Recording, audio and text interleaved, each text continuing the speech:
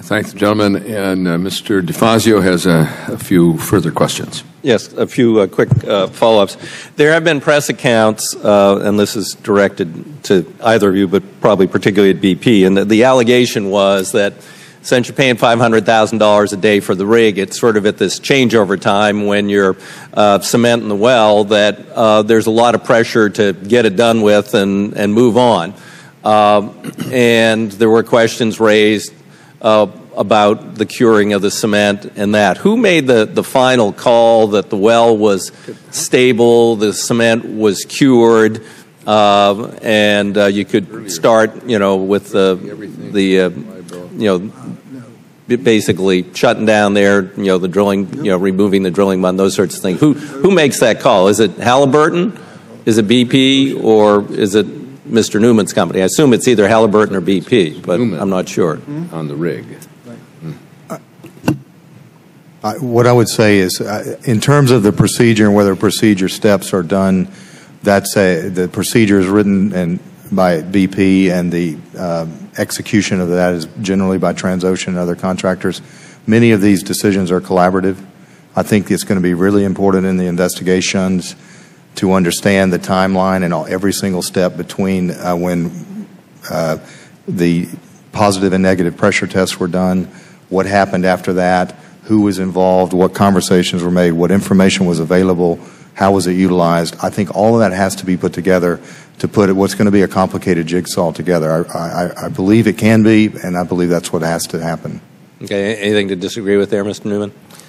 As I said in my opening comments, Congressman, the process of drilling a well is a collaborative process. It requires the expertise of a number of companies, specifically with respect to the cement, the design of the cement, the formulation of the cement, the placement of the cement would have relied on the expertise of the cementing contractor. Okay. All right. I guess that's something we'll have to get to later. Two other just really quick points. To Mr. Newman, there was on this 60-minute show, we've heard a lot, and you said you'd seen it, there was apparently an employee from the rig who was in the show, appeared to be injured. And I'm just curious, on this form where it says they were not a witness and I was not injured, was that individual required to sign this form since he was clearly injured? Or because there's an allegation that basically people were kind of held hostage till they signed this form. Nobody was required to sign the form. There was no coercion. There was no force. I don't know whether Mr. Williams has signed one of those or not. Okay. All right. So there was no coercion whatsoever. And then finally, just an observation on Mr. Cohen. I mean, I think in looking at I don't think there's any small little mom and pop companies out there doing deep water drilling.